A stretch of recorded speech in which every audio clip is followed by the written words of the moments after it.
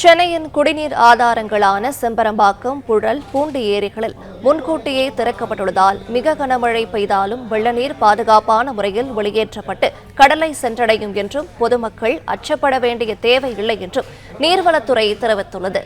கூடுதல் விவரங்களை வழங்குகிறார் செய்தியாளர் ராஜகுமரன். வணக்கம், விவரங்களை சொல்லலாம். வடகிழக்கு பருவமழை தொடங்கியுள்ள நிலையில் சென்னையில் வடகிழக்கு பருவமழையின் ஆரம்பத்திலேயே நல்ல மழைப்பொழிவு இருந்து வருகின்றது. கடந்த 2 நாட்களாகவே சென்னையில் மழைப்பொழிவு அதிகரித்திருக்கக்கூடிய சூழ்நிலையினால் நீர்வளத்துறை சார்பிலே இந்த அறிவிப்பினை வெளியிட்டிருக்கிறார்கள்.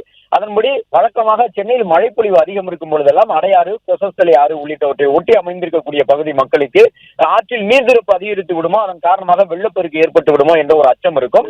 அந்த அச்சம் இந்த முறை தேவையில்லை என்று குறிப்பிட்டு தமிழ்நாடு அரசினுடைய நீர்வளத்துறை வெளியிட்டிருக்கக்கூடிய இந்த செய்தி குறிப்பிலே மழை தொடங்கப் போகின்றது என்பதை முன்கூட்டியே உணர்ந்து செம்பரம்பாக்கம், புழல், பூண்டி உள்ளிட்ட ஏரிகளிலே போதுமான இடைவெளி இருக்கக்கூடிய அளவிற்கு அணையினுடைய அந்த கொள்ளளவு மற்றும் தற்போதைய நீர் இருப்புக்கு இடையேயான அந்த இடைவெளி பராமரிக்கப்பட்டு வருகின்றது. எனவே மிக கனமழை பெய்தாலும் வெள்ள நீர் திறப்பின் அளவு என்பது கட்டுக்குள் வைத்திருக்கக்கூடிய ஒரு சூழ்நிலை தான் தற்போதும் இருக்கின்றது. எனவே அடையாறு மற்றும் கொசஸ்தலை ஆற்றில் பாதுகாப்பாக அந்த நீர் சென்றடைந்து கடலை வந்தடையக்கூடிய விதமாக ஏற்பாடுகள் செய்யப்பட்டிருக்கின்றன. எனவே ஆற்றங்கரை ஓரத்தில் இருக்கக்கூடிய சென்னை பகுதி மக்கள் எந்த வகையிலும் அச்சமடைய தேவையில்லை என்று நீர்வளத்துறை சார்பில் சொல்லப்பட்டிருக்கின்றது. செம்பரம்பாக்கம், புழல், பூண்டி ஆகிய ஏரிகளில் போதுமான அளவு தண்ணீரினுடைய இடைவெளி உச்ச அளவு மற்றும் தற்போது இருக்கக்கூடிய தண்ணீரினுடைய இடைவெளிக்கு இடையிலான அளவு பராமரிக்கப்படுவதால் திடீரென்று அதிக அளவிலான வெள்ளம் திறந்து விடப்பட வாய்ப்பு இல்லை என்று நீர்வளத்துறையினர் தெரிவித்துள்ளனர்.